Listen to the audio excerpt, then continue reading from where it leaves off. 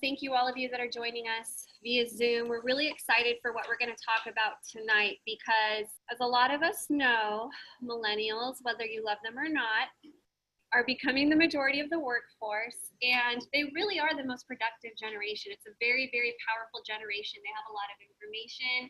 They've been conditioned to work harder and have a lot of strengths, but at the same time, what they value and their habits and how they go about displaying to the world what's important to them is different. As it always is with every generation, there are adjustments to be made. That's what creates actual generations of people, is these differences in behaviors and attitudes and paradigms that people live by. My name is Kristen Levere. I'm a team coordinator out of Las Vegas, and I got started in ACN about 7 years ago, and it really has changed my life in the most positive and dramatic way that you possibly can. I was really lost. I felt like I was doing well. I was working 2 full-time jobs, waitressing in restaurants on the Las Vegas Strip. And so I was doing really well financially. So in my mind, I was doing well in life. But on the flip side, I really wasn't working toward anything significant to me. I was not working on anything I was passionate about. Nothing that I was doing was purposeful. It was all about making money so that I could pay the bills. And then in my little time off that I had, that's when I was doing the stuff that I felt was important to me. Meanwhile, as I'm working these 40, 50, 60 hours a week, my children are growing up away from me. I'm not the primary influence in their lives. I'm changing as a person, and I didn't notice it until someone introduced me to ACN and kind of shook me. It really disturbed me, and it made me realize, wow, I've gotten very lost and I've strayed really far away from what I feel called to do and what I feel is important to do in contributing to the world. And so what ACN did was it put me into a culture and into a community where real true growth could begin for me in my life. And I started listening to different people, and I started doing different things and reading different books and watching different shows and videos and YouTube and going to different websites than I was before. And as these influences really started shaping me more positively, and what it has done as a result is it's really put me in a place where I'm excited about every single day. When I go to bed every single night, I'm satisfied. I feel like I've done everything that I could that day, and I've really been productive, and I've made good use of what time I was given that day. And that's all started with the decision to do ACN. So what I'm beginning to find in my own business, and I'm not sure if others are experiencing the same types of setbacks, but what I'm beginning to find is my business is aging with me. And I've noticed that fewer and fewer millennials are getting started with ACN specifically. And so I really put me on this journey to discover and uncover what's really going on and why we seem to have this generational gap. What I found with talking with younger people and really just kind of interviewing them and asking them where they are and what's important to them and what they like and what they don't like and what they prefer and what they don't prefer, it has uncovered a lot of truths. And as I'm learning all of this just for my own understanding, so I feel like I could better communicate ACN to people, what I discovered was, oh my goodness, there are these common threads across the board for every single young person that I've been talking to. There are these 4 common things that every single one of them said, these are my challenges, this is what I'm uncomfortable with, this is why I'm hesitant to get licensed with ACN, this is why my friends are hesitant. All of the things that they were saying were very, very similar. And so I thought, if we as a community can really get better at communicating the truths behind ACN and the principles and the philosophies behind it to this generation, and if we could really work on creating a better experience for them as well, and a more well-defined process for them that's relevant to the way that they interact with the world today, then not only will that help us with continuing to grow and expand our business, but I feel like a lot of young people can get also accepted into a better community and a better culture where they can get the growth and the mentorship that they need to be productive adults, whatever that may look like for them, as we're going to discuss. So the very first step when trying to really understand how do we communicate ACN to millennials, how do we overcome some of the objections or the hesitations that they're feeling, is to first of all understand where they're coming from. So the millennial age group is from 1981 to I think it's 2000 when they were born. So you look at millennials and they grew up in an expanding world of choice and options. So they view life very, very differently. The generation previously was told, go to school, get a job, excel, climb the corporate ladder, and then retire with a pension, and then you can live frivolously and experience all the luxuries of life, but you have to earn it and work hard to get there. Well, you look at a millennial who, a 5-year-old today, has access to more information than the President of the United States had 20 years ago, which is crazy to think about. So you think of this group of people that were raised in a world where all this information and ideas are at their fingertips. So they know that what they saw their parents do and what they saw their grandparents do is not necessarily a path that they're interested in going down as well. They understand I have options because I have access to more information. So because of that, they've really developed these problem-solving skills. They've actually become more resourceful. I know that people say that we're lazy, and that's partially true. But what most people call laziness, I really look at as no, they've just figured out smarter ways to do things that are more efficient so they can get the tasks that they need to get done and have more free time to do what they want to do with their free time, like play video games or hang out with their friends or whatever that may be. And so they don't see the world as just having one path. They see limitless possibilities to really make their life their own. And they know that they can find tools and resources and methods that will help them get the stuff that they have to do done faster so that they can do the stuff that they want to do and spend more time doing that. So right now, there are 76.6 million millennials in the United States. So they've actually surpassed the baby boomers. And so there are 3 key strategies or principles to keep in the back of your mind as we're going through these other 4 areas where we really need to improve our communication and our messaging to millennials. So the first key strategy is we need to speak to the values that drive them. Once again, their values are very, very different because they have access to a different world. So they're driven by happiness, passion, diversity, sharing, discovery, collaboration, purpose. These are all words that are important to them and ideas that are very important to them. I'll never forget when I walked into a Starbucks with a very close friend, and he walks in and there's all these young kids at these little baristas at the Starbucks, and he's like, who wants to make a lot of money? And all of them were like, they just kind of looked at him and then they were like, I'd like to just be happy. Like, I don't really care about making a lot of money. If making a lot of money will make me happy, then yes, but whatever happened to just being happy?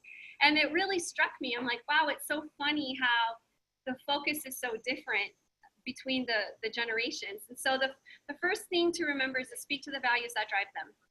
The second key is to understand their realistic lifestyles and experiences and find ways to amplify their reality. Know that millennials today are all about authenticity. They're about reality, they're about moment, they're about now. You've heard the common phrase, YOLO. Everyone's heard that, right? You only live once. That's something that they truly live by, or we truly live by. And so understanding that we really are focused on experience, we're focused on connection. And if we can find ways as our ACN community to really amplify that for them and to expose them to more community and more great experiences and more purposes and amplify everything that they desire, that's what they're all about, is amplifying their realities. The third key is make sure they feel informed and involved, not just marketed. How many times do we sit down with the millennials at a BOM or a 2-on-1 or a PBR, and what do? We sell them a business. We market our services to them. And how they interpret that is, I'm just a means to an end for these people. And so they want more information. They want to feel involved. They want to feel a genuine connection and concern when you're sharing the ACN plan, when you're sharing this concept with them and kind of sharing the vision and what it can do for their lives and their futures. And the reason that they want to feel more and involved is because they're very aware that there are several options out there. ACN's not the only plan that's available to them. We all know and understand it's the best plan if you want to have longevity, if you want to create something long-term and substantial. And so we know that, but as far as they know, they're just getting sold a business. So make sure that they're feeling involved and engaged, and you're not just talking at them, but you're really having a dialogue with them and discussing with them.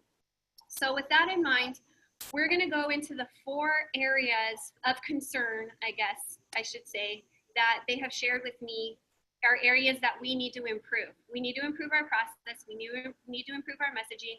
We need to change the way we're interacting with them and engaging with them to meet these basic needs. So the very first concern they have is convenience. How convenient is everything for them?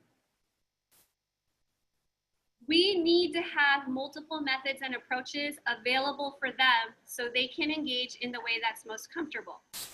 So what I found myself doing, being half Gen Xer and half Millennial, so I understand the convenience side, but I'm also half Gen Xer, being born literally right on the cusp in 1981. I feel like there's a best way. What's that thing that's gonna be the next big thing or give us the most growth? They don't look at it that way. They look at it as a culmination of multiple things all contributing to this greater acceleration. All of these things all working together like it's a big puzzle. All of these things working together will help us to accelerate our progress and accelerate our growth to this greater goal that we've all set. So that being said, certain people like to go to a meeting. They love weekly meetings. I'm one of them. I love weekly meetings. I love seeing people and hugging them and smiling and getting to know them and looking them in their eye. Some people prefer the Zoom meetings like this, where they have babies at home and they're like, oh, getting away to a meeting is a nightmare for them. They'd prefer put their kids in another room and watch it from their phone or watch it from their computer. Other people prefer a phone call. Other people prefer send me a website where I can get all the information. Others send me videos. I'd like to watch a webinar. There are so many different methods and resources that are available out there for us today, and there's not one best way. That being said, we as a community need to have multiple access points to where people can get this information, but at the same time, we all need to be very clear of what the access points are and how to direct the people we meet to whichever one they prefer. So if you do have a weekly Zoom meeting, you have a weekly BOM, you're doing regular conference calls, everyone needs to be well informed of these are the links for the websites, these are the numbers for the Zooms and the schedule for them. They need to know all the information, so as they're talking to that millennial and they request the information in the way that makes most sense to them, we're able to be accurate and give that to them, and we're not floundering around trying to figure it out. Unfortunately, if you don't know where to send people, if you don't know where to direct them, subconsciously you're just naturally going to talk to less people. Because what if I ask them if they're interested, the major concern is what if they say yes? It's not what if they say no. People are more scared of someone saying, yes, I'd like to know more, than they are of people saying, no, thanks, I'm not interested. And that's because there's confusion for where to direct them or what type of information to send them. So what I found is if you don't offer it, there's someone else that does, and they will go to that person, because engagement style and them feeling convenienced and comfortable, that process is more important to them than the concept. So you could have the best concept in the world, but if you don't have multiple access points or multiple ways for them to engage with you, it doesn't matter. They'll go to someone else that does, and they'll feel more comfortable with that. So once again, process and experience is everything. Show them exactly where to find the answers and how to reach out to you when they experience challenges. That's a huge one. You have to set that up with them ahead of time. They're not looking for an upline. They're looking for a mentor. They're looking for a coach, someone to guide them and direct them. Once again, they want to feel well-informed and involved. That is important to them. One thing I found is when I'm talking to them and I try to be very involved, and I ask them more questions about themselves at the beginning. What do you do outside of this? Let's say I meet them at their job. What do you do outside of this? Are you in school? Yes, I'm in school. What are you in school for?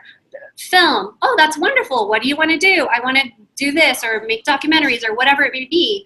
That's amazing. What's your plan to get there? How long do you think it will take? Will you need capital? I just ask them questions that are regarding what they're interested in. And then I always offer a solution. Oh, you're concerned about paying off that debt, or you're concerned about being able to raise the funds for your first couple of movies, or you're concerned about promoting, or whatever it may be, whatever they're concerned about, or any type of missing facet of their plan that I notice. I'm like, you know what? I might have something that might help you with that. And they go, oh, that would be awesome. I say, great. You know, what would you prefer? I can send you a website. I can just send you some videos. I'd love to introduce you to some people. I just right up front ask them, how do they prefer to engage? And they respect that. And they'll tell you whatever they say and say, great, I'll set that up, or I'll send that to you, or I'll email it, or Facebook message, or text it. Whatever they say, you do for them. Because they're telling you, this is the way that I want to be talked to. What you want them to really understand and feel is that you're interested in them. Once again, they're not being marketed to. Millennials, by nature, are puzzle solvers. They're problem solvers. But at the same time, they're regurgitators. Any job you go to when you're a millennial, they sit you at a desk. Because of the way technology is today, people are capable of doing 10 times more in the same period of time than they could do 15 years ago. So you would think that that would shorten a workday, but it doesn't. Instead, the management or the ownership gives them 10 times more tasks. So they keep them there the same amount of time, yet they're now 10 times more productive. So they can get 10 times more done, and it takes less people to get the same job done. So keep that in mind. When they sit down at a job, when they're at school, when they're doing anything where they're expected to produce, they're getting a manual, they're getting website links, they're getting access to all this information. So they want to know, convenience-wise, where do I find this? How do I find this? Where do I go? And they want to have it all available at their fingertips because they're expected to know answers, and they're used to knowing answers. A lot of times, like I myself don't memorize anything. I try not to memorize anything because I know at any point I can just go online and look it up. And the internet is so much smarter than all of us. And so for them, it's not as important, I have to know everything right now, as it is, I have to know where to find everything. So that convenience-wise, when the timing comes up and I need access to this particular information or this particular access point or whatever it may be, I know where to find it. If they don't feel strong in that, if you're not communicating that to them strongly, that there's a places for them to go so that they won't feel uncomfortable or inconvenienced, they will never join your team. They just won't. Once again, that process and that experience is more important to them than all the money in the world. Is how comfortable do I feel? How good do I feel about what I'm doing? That's more important to them than promises of $50,000 a month or $100,000 a month or the Bentleys or whatever. Because unfortunately, there are other ways, mostly illegal, that you can go make the $50,000 a month or $100,000 a month, right? That are easier. So we want to make sure that they feel comfortable with everything that's happening. So the convenience factor really comes into play when you are trying to recruit a millennial to be on your team, okay? That's really when you want to be concerned about convenience and comfortability for them and making sure that you're leading them to the right places. Now, ACN, I am so excited in June when they release this app. The thing that I love most about this app is it's a choose your own adventure thing. I get to pick what I'm interested in, and I can pursue that path of learning or getting information based on what's most important to me. So I can get this app and I say, I'm more interested in being a customer, and click customer, and that will walk me down this road for becoming a customer. Or if I want to become an IVO, or if I want to learn more about project feeding kids or whatever it is, this app is going to be really, really helpful. Once again, it shouldn't be the only tool that we use though. It should just be one of the many different tools that we have available for ourselves. So the second area is branding. This is very interesting to me because millennials don't want to be inconvenienced. They also don't want to inconvenience others. So today's world is all about branding and nothing more. And the way that you're branded will 100% determine your results, good or bad. Has anybody had the experience of someone getting started, getting excited, blasting it all out on Facebook, and getting tons of pushback and resistance? Why does that happen? Because you're branded for something right now. Whether you like it or not, people perceive you to be a certain way, to live by a certain set of values, to operate at a certain level. So that's either working in your favor or it's working against you. The good thing is you can always influence your own branding and change it and course correct it. But the first step is to identify, how do people look at me? And then you have to create your messaging from that point, from that space. Does that make sense? So if you have a kid that's known for being a partier and just wanting to have fun and all about like the good things in life, and then they all of a sudden are posting about, oh, I started a business, and they're super serious person, everyone's like, really? That doesn't make sense, because they've not branded themselves that way, especially with social media. Social media, man, that amplifies, it's actually called a digital reputation. So we all have a digital reputation, and that is our branding, and social media amplifies that. So you have to be very intentional with how you're portraying yourself, because it's going to affect how people receive your messaging, good or bad. If you're known for having fun, then you need to communicate ACN as, wow, I'm so excited. I met the best group of people. They're really awesome. I feel so good about what we're doing, right? You need to focus it from that. What's the animal for that? Dolphin. So if you're a dolphin, you need to communicate ACN as a dolphin when you're talking. If you're analytical, if you're an urchin, you need to communicate to the millennials about, or as you're talking to them, or even finding out what they are, about how, man, this makes so much sense. It's so smart. I'm excited. This is a great concept. You want to talk more about using that type of language. When you're talking to a whale, someone that's more nurturing, they don't care about all the money in the world. All they care about is helping people and making the world a better place. You want to be all about, man, we're working on a project that's feeding kids. It's really excited. We're impacting millions of people. We're making a huge social impact. Everything's about impact, greater good, what we can contribute, because that's what's most important to them. And when you're so I was known actually for, doing a lot of missions trips and stuff. So when I started talking about being a business owner, it was confusing to people because nobody saw me as that. So I kind of got nervous about that and a little shy about it. But once the Project Feeding Kids started, I just went nuts about Project Feeding Kids. And here's something to keep in mind, you guys. This is very, very important. This branding is happening whether you're aware of it or not. I can't tell you how many times someone that I haven't even necessarily ever met, it's a friend of a friend that is my friend on Facebook. I've never met them. They've never commented on one of my posts. They've never even liked one of my posts. I know nothing about them. And they run into my parents or they run into my friends somewhere. And they say, oh, I'm so excited about this Project Feeding Kids thing that Kristen is doing. And they mention me by name and talk about Project Feeding Kids. I've never met them. They've never engaged with me directly, but I'm telling you guys, what you're doing is powerful. When you're putting these messages out there, it is sticking with people. It is staying in their mind, and you have to be repeating that at least every 17 days. You have to be reminding everybody, this is who I am. This is what I stand for. This is what I'm about. Because I promise you, they're absorbing it and they're paying attention. And whether they're engaging or not with you is irrelevant, because when the time comes or they run into that right person or whatever may happens, you're the person that they think of. I've even had people call me, hi, I'm so-and-so from this company. We're looking to donate to charities, and this person mentioned that they see that you've been working on a project that's feeding kids on social media, that you've been mentioning that. And so we talked about it, and we would love to help you with your project.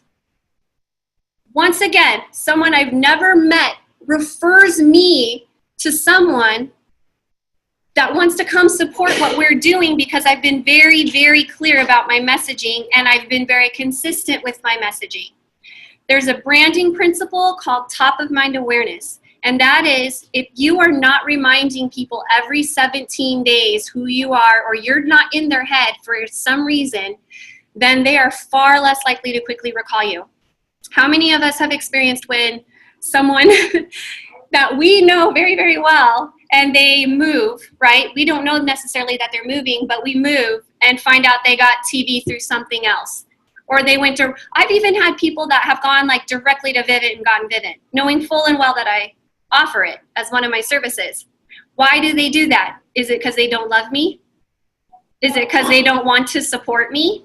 They don't want to feed children? They don't want better deals on what they're getting anyway? It only comes down to one thing. I didn't remind them. So when the time came, they didn't think of me. Branding is everything. So kids these days, they're focused on solving real problems. And so our services and our business model, when we're communicating it, should be useful tools in their daily lives. Once they become a part of your team, and as you're training them to start branding themselves and to start communicating with their friends, they're all focused on convenience. So the old way of call every single person that you know, and they better become your business partner or your customer, one or the other, that doesn't work for them anymore. It's 100% about, okay, now you need to start focusing on branding yourself, letting people know this is what I'm doing now, this is how it works, this is how to get a hold of me when you need these things, okay? So some of the language that I've been using as we've been training people is, this is what I'm doing and this is why I'm doing it. I need you to know because I'm hoping that somewhere down the road you can send me referrals, or maybe even you would be able to utilize some of these services through me, and I'd love to be able to help you out. What you'll find is millennials that use that method, and sometimes I even tell them, like if they're not taken seriously, like if they have no influence, I tell them, do not tell someone you started a business. Do not tell someone you have an online business project or anything like that. Tell them I took a part-time position, or I picked up a part-time job, or I'm doing a little side hustle. It's kind of like Uber, except I'm working with all of these companies, and when I refer people to these different companies, they pay me commissions. So I want you to know this is what I'm doing, and I want you to know why I'm doing it, because I want to get out of this, or I want to pay off my school debt, or I'm setting up my future, or I don't want to work a job anymore, whatever it may be. I want to pursue this, but I need to make money now, so this is the best way I found to make money now. This is why I'm doing it, so that you can send me referrals down the road. What you'll find is certain people will say, well, I'll be your customer right now. Certain people will say, okay, oh, my brother needs this, or my sister needs that, and they'll refer you to someone right on the spot. And certain people will say, okay, thanks for letting me know. And then somewhere down the road, maybe a day, maybe a month, maybe 10 years from now, they'll become your customer, or they'll send a customer to you, as long as you continue to remind them of your branding. Does that make sense? So I'm going to say this one more time, because this is really, really important in the way that our millennials are getting customers. This is really, really important. And even getting business partners, that it's more about branding. And I was speaking with Kathleen about this. It's more about planting seeds and watering than it is about getting immediate results. If we have them focused on planting seeds, and then the watering is the follow-up. It's the reminding, the branding. I'm watering these seeds that I planted 3 months ago, 6 months ago, 9 months ago, a year ago. And as long as they're focused on that, they're going to fill that pipeline up so far that they're going to be completely branded and known for what they do. And next thing you know, you're going to be like me, where people just come to you for it. You don't even have to ask them anymore. People know who you are, they know what you're doing, and they'll just come to you for those things. Have you noticed that the people that go out and get 40, 50, 60 points always end up having 100, 150, 200 points? Like nobody stops at 60. Why does that happen? Because to get to the 60, you have to efficiently and effectively brand yourself to get to that point.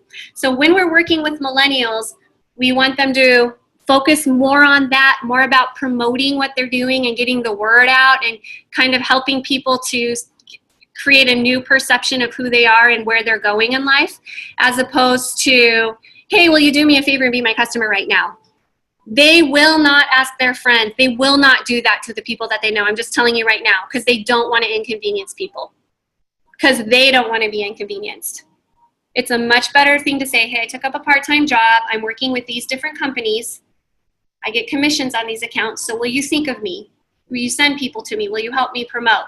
And then let people from that point say, well, I'll be a customer right now, or let them decide how they want to be involved with that millennials growth. We'll move on to the next topic, which is money or lack of. How many times have you heard a millennial tell you, I don't have the $500, but then they walk up with the iPhone 10 or a 4K 5,000-inch TV screen in their parents' basement. They're not even paying rent, but they can afford a 4K 5,000-inch TV screen. So why does this happen? Why are they nervous about money? And this comes down to millennials are risk aversive. Life for them is all about risk management. So that is why the most productive generation of all time is also the most broke, because they don't want to take the risks. So this puts them in an interesting place in their lives, because I'm afraid to take the risk and invest this amount of money, which I perceive to be a large sum of money. I'm afraid to take the risk and invest this money into this, even though I'll spend easily $500 to go to some concert weekend somewhere, right? I'll spend $500 on a weekend with my friends, but for some strange reason, I'm so concerned with paying the licensing fee to be able to create a ridiculous, unlimited potential amount of income, right? It's really interesting. And so what we need to do is we need to give them ideas, okay? There are so many things we can do, and ACN has made this possible for us to be able to help people get licensed. They're at PayPal. I recommend looking at PayPal. You can get a 6-month, they'll give you $500 and you'll have 6 months to pay it off interest-free. And your credit doesn't have to be like exceptional. You can just have okay credit and you'll still pass. There are credit cards called Barclay cards, which are smaller credit cards that they can get. They can ask their parents. Because guess what? Guess how much money their parents are dumping into their education that they care little to nothing about. Right, Charlene? Yes. And so maybe some parents might see, okay, well, this is a good investment. This might be a more productive investment for me to make into my child in their future. Another thing that they can do is to completely remove the risk. And I don't recommend always doing this. I always use this as a last option, but so many times I meet these kids that have the best intentions. They have the drive, they have the hunger, they're self-motivated. Truly the only thing that's stopping them from getting started is coming up with that $500, and they don't use the PayPal, or they don't want to do this, or the parents will give them the money or whatnot. A lot of times we'll use the 10-day option, where you can just get them started, and then you have 10 business days to actually for them to get that $499 and pay for it. Well, guess what you can do in 10 business days if you're using these methods with a millennial? You can get them several customers. You can get them 1 or 2 business partners within that 10 business days. Now that they have 3, 5, 10 customers, 1, 2, 3 business partners, do you think they're going to get that $499 a lot faster? Why? Because you've proven the concept. You've taken away the risk. Now I know that I already have it in place that when I pay this $499, I've qualified for this bonus and I'm going to get the $499 back immediately. So the more we can do to remove that risk, or to help them discover ways around it so they can still participate and be productive and be adding, creating more value for themselves, then the better it is for them. So there's all kinds of things you can do. Also, we have to be really clear on showing them the return, and really clear on the strategy for how to get that return quickly. So right off the bat, we need to tell them, look, this is all about branding. The more seeds you plant, the bigger your harvest is going to be. So as you're out there branding, yeah, you could talk to 1 person a day, or you can talk to 10 people a day. or 20 people a day and say the same thing to every single one of them, and it's organic. People are going to respond however they respond. You're going to get whatever result you get. But what you can control, you can't control that, but what you can control is the number of seeds that are planted and how many times you're watering them. So show them the strategy, teach them the numbers, and then follow up with them and guide them through it and let them know they can come to you with challenges. Once again, they'd rather buy a TV or a computer than a business. So you have to not make it about buying a business. It needs to be about, look, this is very important for you in your future. You told me you need to pay off that school debt. You told me you're concerned about this, you're concerned about that. You told me this was your plan, but you didn't have a way to get there. So you have to create an immediate value for them. And once you do that, then like I said, once you get them those first 3 customers or those first 2 business partners, they'll find that money, I guarantee you, because they will be resourceful once that value is there for them. So once again, they're all about risk management. Share the vision, remind them that the greatest risk is to do nothing at all. The ACN plan, it's not the only option that exists for them in their lives. We all know this. But at the same time, through experience and through research and just through knowing what we know with everything that we have access to, it is the best option that exists. It truly is. To this day, I have not found a better business model than ACN. Because when are you going to pay off your cell phone bill? Never. When are you going to pay off your energy bill? Never. And by the time certain technologies are obsolete, there will be new technologies that will be marketing with ACN. It will constantly be changing with the times. So what we're doing will forever be relevant. It will forever be a necessity, not a luxury. And it will forever be beneficial for everyone involved because people are making money off of these accounts, people are saving money off of these accounts, and people are contributing to a greater good by helping to feed children off of these accounts. So there is no smarter, better way that exists. And we have to be very, very clear when we're sharing that with millennials. Once again, they want to know, they want to feel well informed, they want to feel involved, they want to know that they're part of the movement.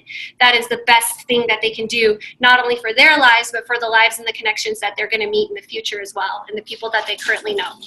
So that's how we've been handling the money concern or objection. If you can hear that, it's some type of sink. I don't want you to be concerned that it's anything else.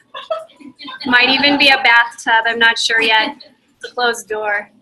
I don't want to know. Let's move to the last and most important aspect of being a millennial, and that is relationship. Everything is relational with millennials. We have been falsely advertised to, false marketed. There's fake news.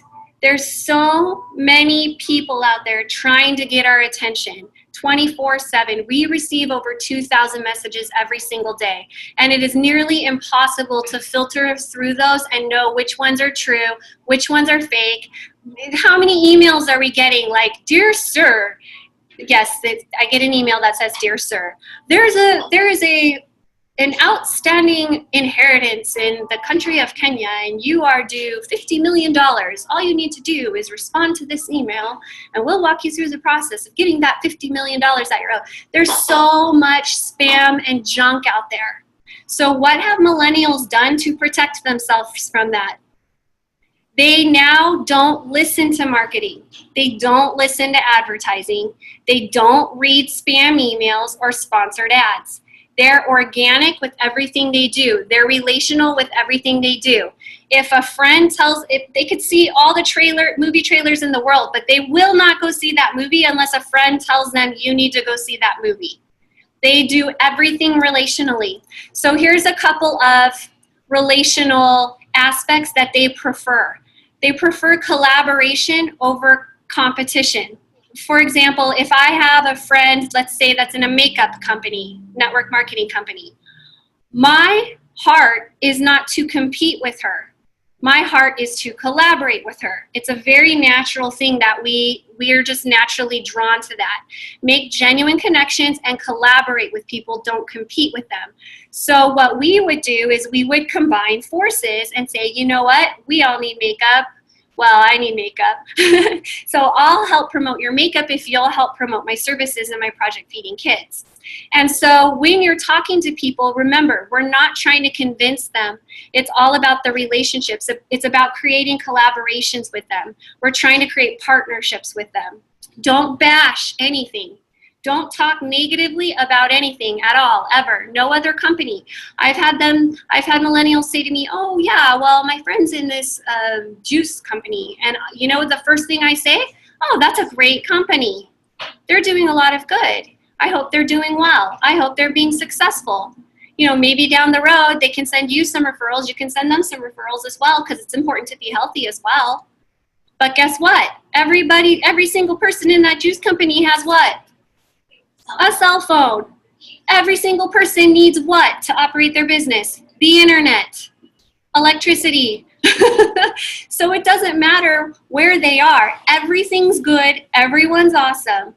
We don't bash anything. We just collaborate and we promote what we love. We don't bash what is in competition with us. Does that make sense? Second, they prefer organic over polished. So they would rather have a real conversation with someone than see like the best, most well put together, polished presentation ever. Have you noticed you can see it on YouTube and stuff, even on Facebook and on social media, what they'll do to communicate something is they'll put a camera on themselves and they'll just talk for an hour straight and just say whatever they think of.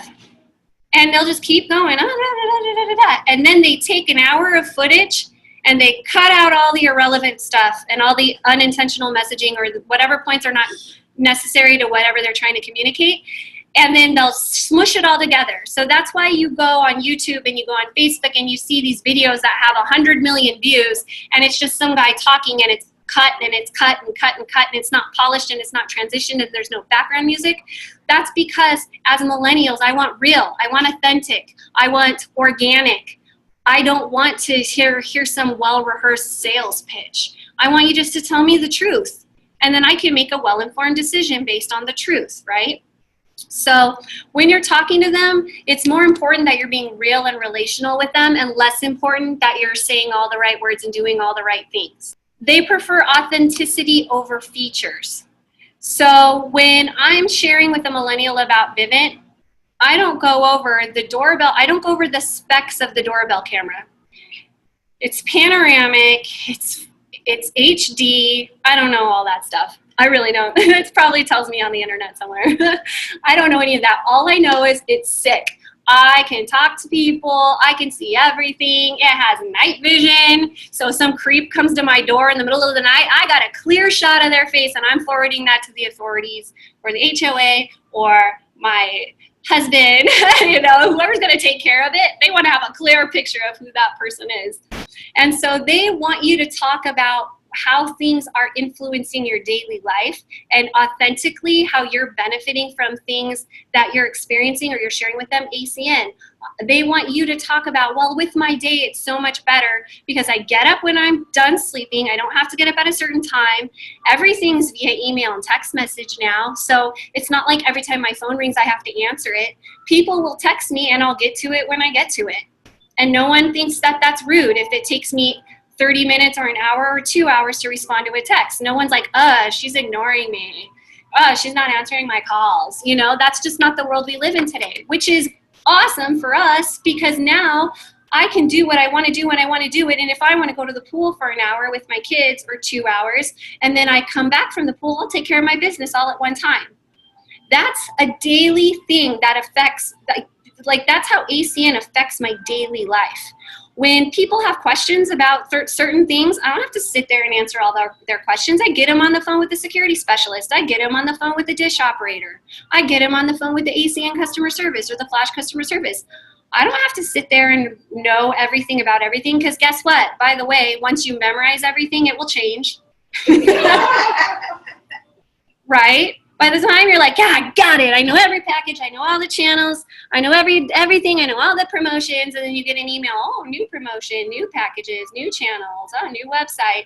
So don't worry about memorizing everything. Just be real and share stories and be relational when you're talking to them about how ACN affects your daily life and how these services affect your daily life as well.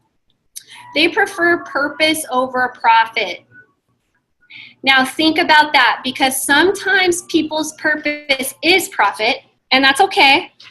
They want to be as profitable as they can be, and that's their purpose and their goal in life, and that's okay. But as long as you're referring to it as purpose and not just about the profit, does that make sense? Yeah. Whatever it is that is important to them, that is their purpose in life, and that's what they're more concerned about. So we always want to let them know that the profit is a byproduct of the purpose. So pursue your purposes, kids. You could be anything. Go live out your dreams. By the way, you're going to make a lot of money in the process, but, you know, go out there and get them, kid. Dominate the world, right? Isn't it about world domination? Right. This is our beautiful barista. She's wonderful. Next, be their friend. Prove you're interested in who they are and what they want. Any suggestion that you give them has to come from a relational place of care and concern for helping them accomplish what they desire. So if you're going to relate to them in that way, if you're going to send them messages to help them get to what they want out of life, what do you have to know? What they want out of life. You have to know what they want out of life. We have 2 ears and 1 mouth for a reason. We should be doing twice as much listening. So the more questions we ask, get good at asking questions, get good at building that relationship, get good at finding out what motivates them, what they're interested in. And then everything that you do, relate that to whatever it is specifically about them. That's really important to us as millennials, is that I'm not just a number. Like, you really care about who I am. Perfect example, when I was growing up, my wonderful grandfather, I'm not bashing him, this is just a relevant story. I was 12 years old, and for Christmas, he got me like this Egyptian jewelry box, which is a great present. The only problem was I didn't have one single piece of jewelry. I never wore jewelry. I never asked for jewelry. I was a huge tomboy. I was all about sports, and I didn't wear makeup. I did nothing girly pretty much. And so he got me the jewelry box, which I was thankful for because it was beautiful and I appreciated the gesture. But at the same time, there was a disconnect because I was like, he doesn't even know me. He just thinks, oh, girls like jewelry boxes, so I'll get her a jewelry box. So that being said, millennials, they feel that disconnect, and it really does affect them, and it really does affect decisions that they're making. And so even if you have the best intentions in the world and it really is the best thing for them, if they sense that disconnect or they feel like they're not being paid attention to, then it's like, why? I don't want to be a part of that relationship. I don't want to be a part of a one-sided relationship, where people are trying to get something out of me. That doesn't make sense. So also provide what matters most to them and adds to their lives, which in turn will compel them to share their experiences with their friends. So they don't share their experiences with their friends based off of what they can get from sharing their experience. It's actually the exact opposite. They've gotten something good, and so they share that experience. So when you're providing that for them, they're organically going to blast that and share it with the world, because that's what we do. So that's the majority of the relational aspects of what we're talking about. I hear all the time that they're lazy, and it's like they're really not lazy. We're just not doing it right. We're not really communicating it right, because they'll pay $1,000 and go really far out of their way to get to some, what is that, EDC concert that we just had here in Las Vegas. This weekend-long concert of nothingness. But they'll do anything to get to that. Why? Experience. They thrive off of the experience and having good experiences together. That's what they live for. So the future for millennials, what does that look like? Well, Life stage will be the biggest change as they march into their own version of adulthood. And the reason I say own version of adulthood is because that looks like whatever they want it to look like. There's not a set path anymore for people. There used to be this social standard of you get married, you have children, da-da-da-da-da, this is the way we live. And it really has changed as people have gotten more access to more information and more other people. And so as they're going into adulthood, you're not shunned if you don't get married. You're not shunned if you don't have kids. You're not shunned if you work 10 jobs in a 1-year span.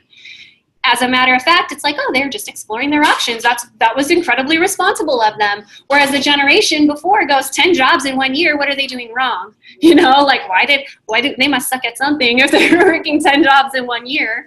And so just know that their version of adulthood is not defined by anybody else but themselves. And it's not based on anything other than what they want and what they feel is their purpose in life. And so what we can do to really reach out to them and help them kind of make that adjustment into their adulthood is show them the flexibility of ACN and how whatever you want your future to look like, this is how this fits into that. So whatever that looks like, kids, no kids, career, no career, whatever it is, like being homeless is now considered a profession. People are just like, I want to live off the grid, you know, and it's not if for any other reason than just a life choice. It's just a decision that they're making. And that's fine because guess what homeless people have, guys? Cell phones. So it doesn't matter what they're looking for. We have something that can add to their daily lives and that can add value to whatever that looks like for them. By 2020, they will make up 75% of the workforce. That idea can be scary or it can be promising. And this is why. We're still impressionable. We're constantly evolving. We're constantly adapting. It's built into us as a generation. So while some people say that's scary because they don't know what they want, they don't know their future holds, at the same time, that's wonderful because they don't know. And we have something that can help them with that. And as they're going into the workforce, we have options that will make more sense for the type of life that they want to live and the way that they want to connect and interact with the world. We really do. And our reach is expanding into so many other countries. There really are no limits, and that's what they want. I want something that I can devote myself to that has no limits. I want to know that all of this time and this effort that I'm putting into something is going to give me results for as long as I want, you know, as long as I continue to add to it. So, but here's the most important thing. What matters to them won't shift. So decisions that they're making and what that looks like for them will change based on the information that they're receiving. The best way to think of it is they're always looking toward their next best decision. That's what they're living for, and that's what they're always progressing toward. What's my next best decision? Why do we think that way? Because the information that I'm receiving and getting fed is constantly changing. So something that I see as relevant and important to me today might be completely non-existent 5 years from now, and I need to be prepared to make the next best decision. They'll continue to focus on the values, the happiness, you know, approaching their futures, knowing that there are a lot of options, but know that they're constantly looking for what's the next best, what's the next best thing that I can do. And as more information comes, they're changing, and it's just the way that it's going to go.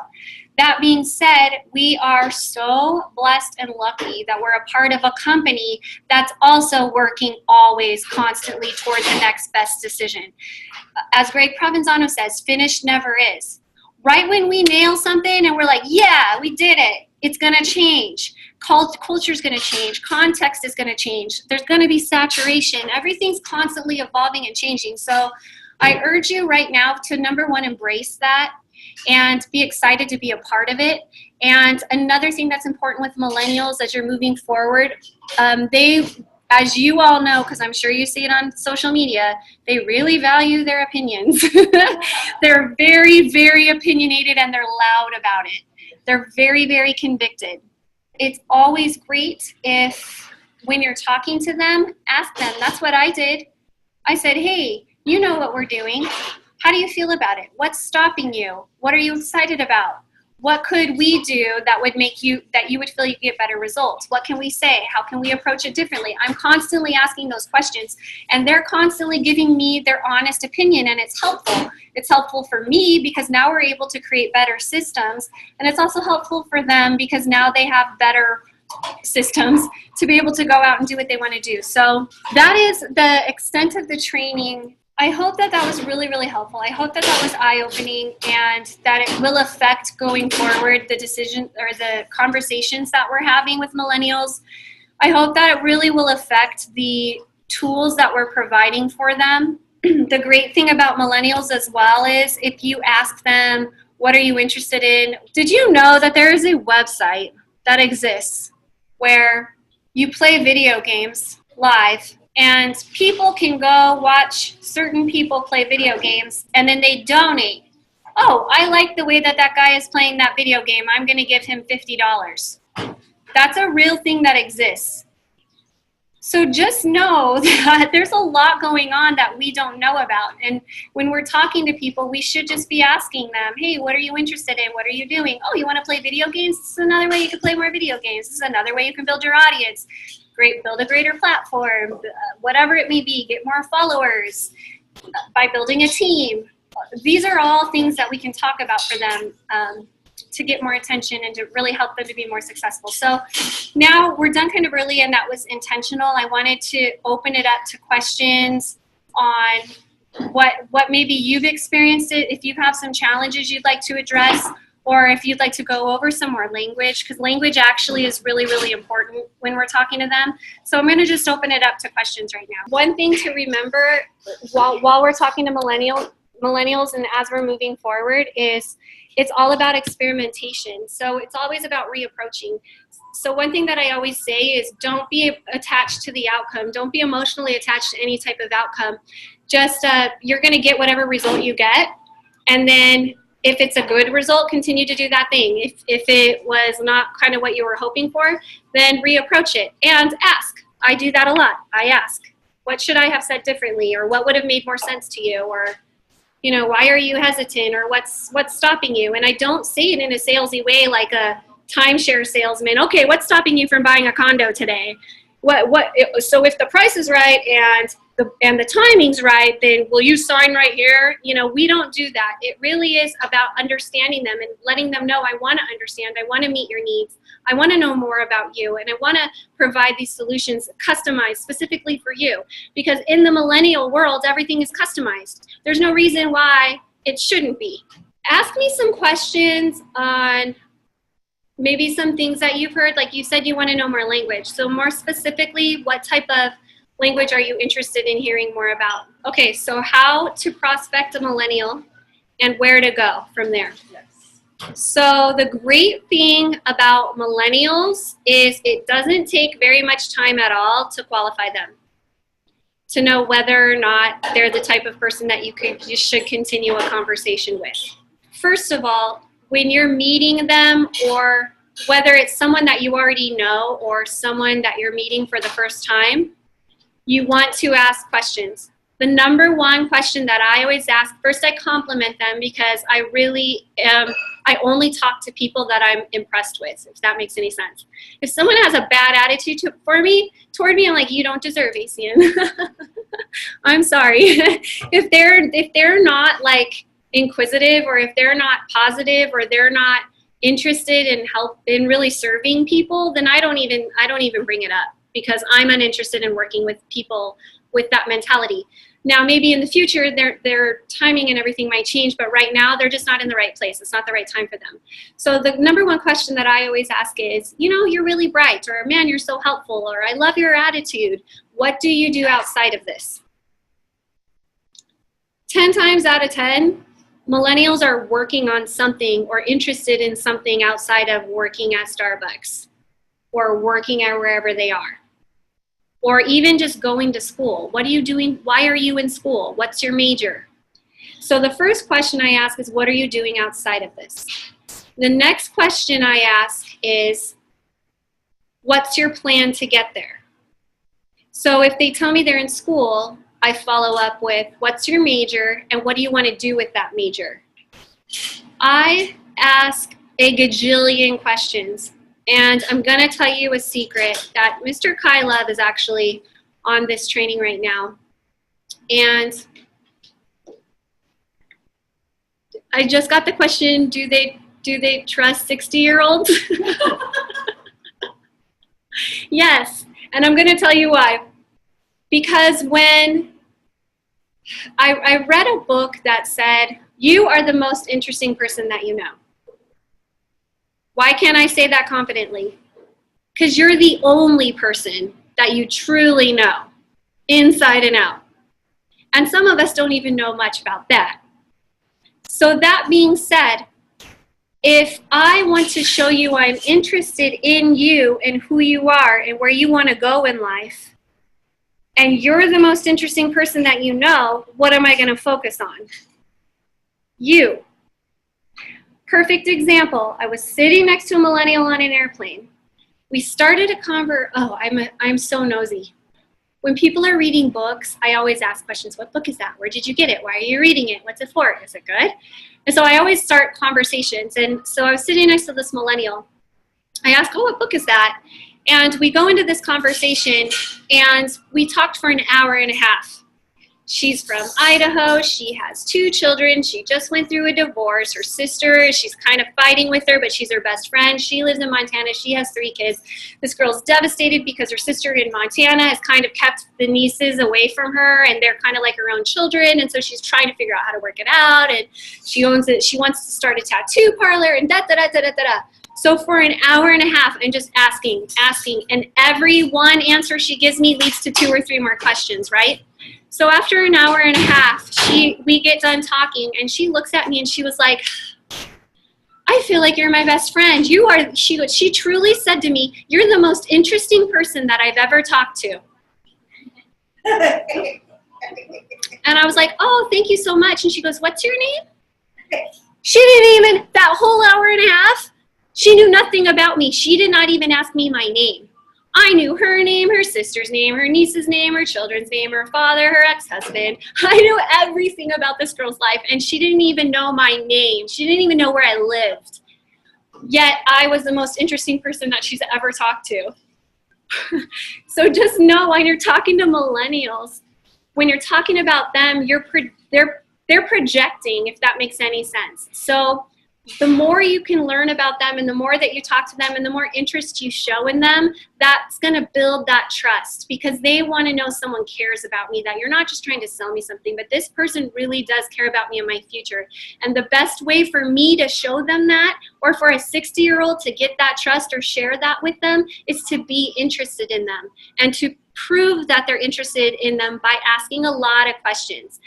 Then when I offer ACN solely comes from the conversation that I've had. So as this questioning has happened, if it never comes up that they're lacking something or looking for something or trying to discover or find, if that never comes up, then I don't tell them about ACN. I really don't. I just say, I would love to stay in touch. Are you on like Instagram or Facebook? I'm so excited about where you're going with your future. I'd like to just follow you. 10 times out of 10, they will connect with you on a social media platform. I never even tell them about ACN. I don't even go into that. But I want to start that conversation, because I know if I can become friends with them, they're going to learn more about me in that process. And over time, as I'm branding myself to them, they're going to be more interested in what we're doing. And then once again, they always approach me. I don't really have to go approach people anymore. They always come to me. Yeah, that's planting the seed, right? So I've showed them that I'm interested. I didn't discover interest in them yet.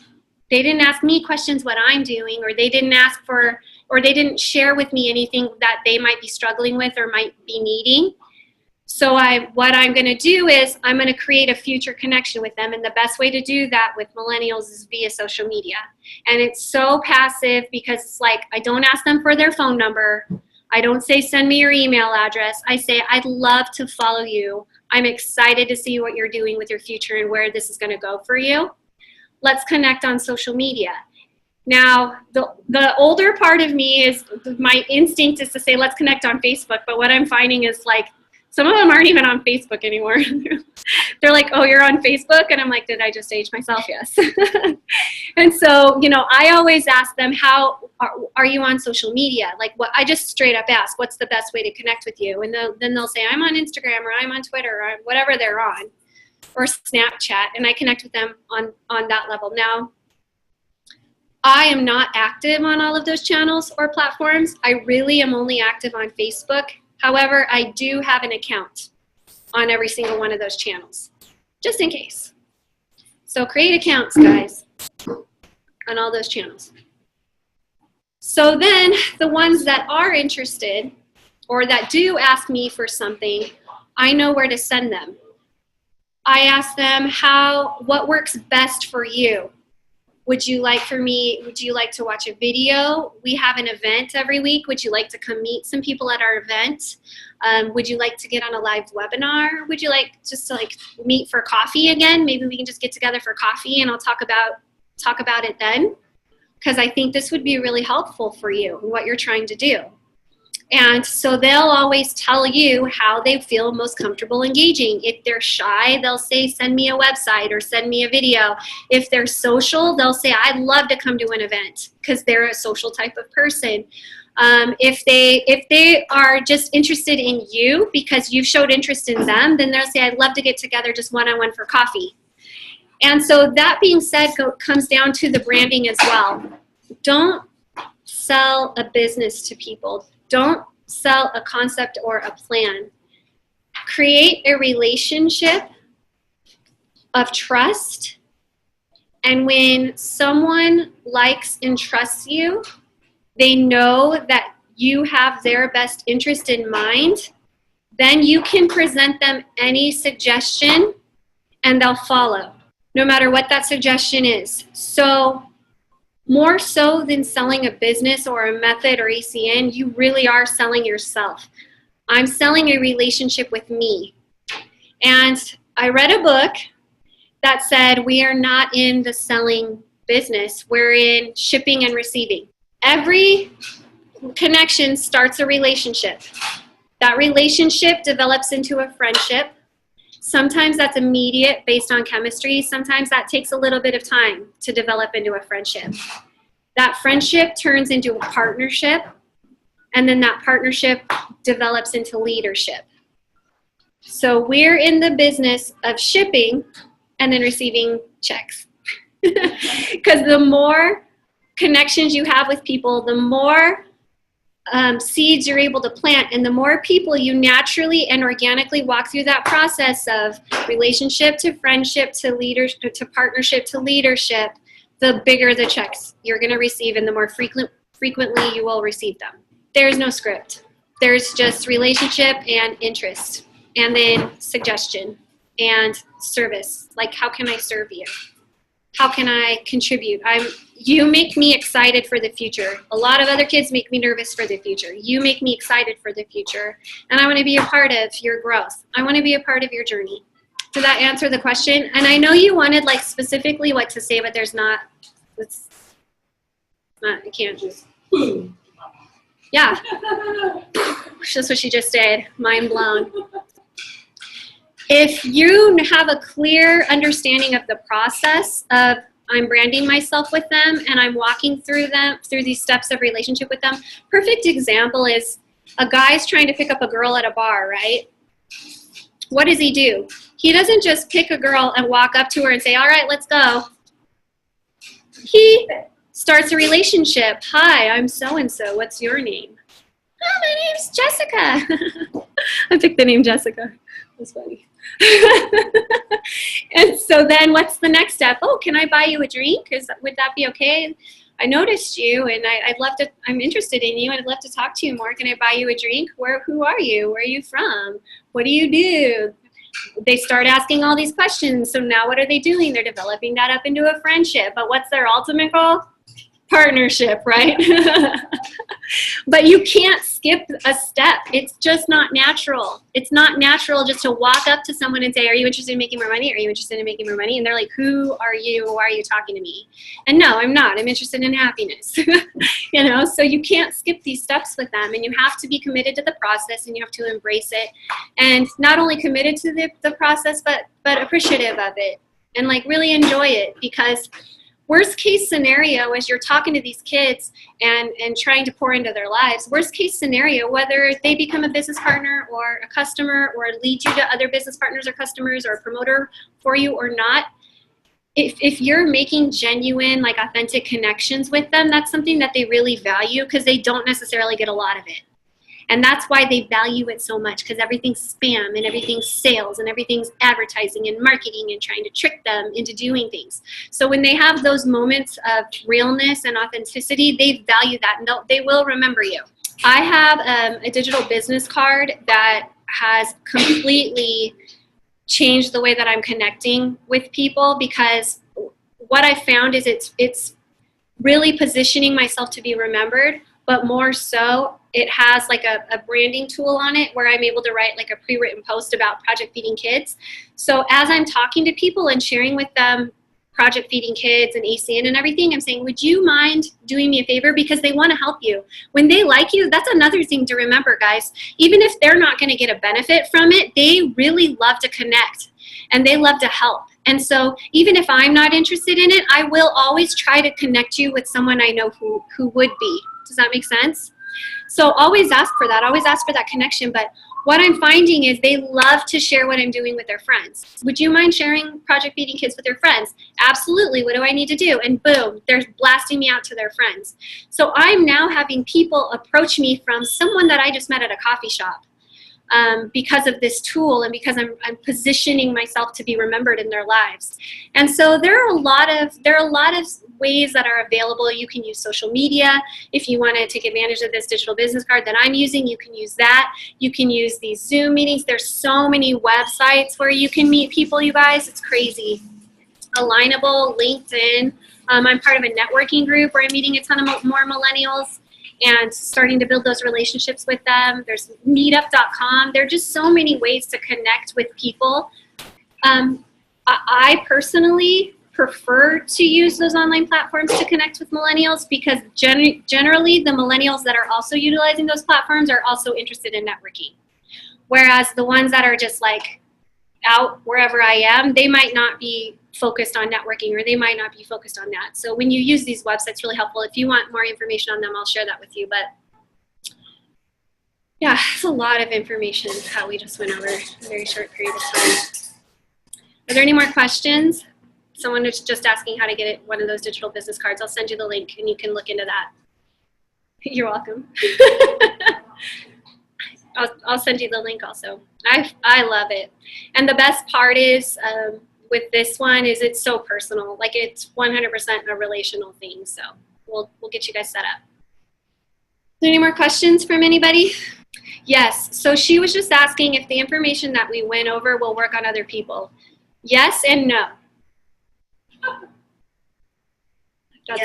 That's all. I feel like millennials are onto something, you know, about making life more authentic and making it more relational and making it more genuine. And so even when I'm talking to other people, I almost said adults. Even when I'm talking to grown-ups. It's just there's a law. So I'm going to share with you two laws that are why everything that we went over is really important. The first law is the law of reciprocity. You're always projecting something on someone, and generally whatever you project, they're going to mirror that, and you're going to receive that as well. So when I'm interested in someone, generally they'll also be interested in me. When I'm helpful to someone and serving them, generally they're going to want to return that favor. It's just a law of relationship. And so, yes, all age groups, all cultures, these are natural human tendencies that are what make us societies, because we're social creatures. These are why societies are what they are, because of these tendencies. The other law is the law of diminishing intent. This is why it's important to constantly be reminding people and watering those seeds and fostering those relationships. When I say watering a seed, guys, a follow-up isn't always necessarily, hey, now are you interested in my business? Hey, now are you interested in my business? Okay, now it's like a 5-year-old going, are we there yet? Are we there yet? Are we there yet? Nobody wants to hear that, you know? So sometimes following up is as simple as like, hey, I just thought of you. How are you doing? Just starting a new conversation. It doesn't have to be some structured professional thing. Just like, oh, you just popped into my head. I was just wondering how you are. And then letting it go wherever it goes. Usually they'll ask you, once again, with the law of reciprocity, they'll ask you in return. But what the law of diminishing intent tells me is just like a sailboat that's sailing away over the horizon, it gets smaller and smaller and smaller. Now, does the sailboat actually change size? Or is it just my perception? Because as it goes away from me, it appears to be smaller and smaller and smaller. The same thing happens in our life with great ideas and concepts and ideologies, is if we are not keeping them big, if we're not staying close to them, it gets smaller and smaller and smaller and smaller with time. It doesn't change the potential impact that it could have had in my life. It doesn't change my need for it or my desire for it. What changes is my ability to continue to see it. So that's one thing that the branding does, is it stays in people's heads. That ship comes back up to the front. Does that make sense? And it reminds them. And so that's why it's important to continue to have these conversations. So I'm going to share with you really quickly something I shared with Kathleen recently that has been very helpful is every conversation that you start with someone, create a little, like a spreadsheet or something with 12 boxes and follow up at least once a week. So I start a conversation, I discover interest. So then a week later, hey, what are your thoughts? How are you doing? How are you feeling? You want to come to this? Oh, by the way, we're having this new video. Always be updating, or oh, we're running this special promotion, whatever it may be. That's a way for you to start a new conversation. But do that at least 12 times, so 12 weeks in a row, okay? If it still doesn't evolve into anything more, like any type of partnership, whether they become a customer or a business partner, put them on a 3-month callback list. 3 months later, start it over again. Hey, how are you doing? I just thought of you. Follow up every week for 12 weeks.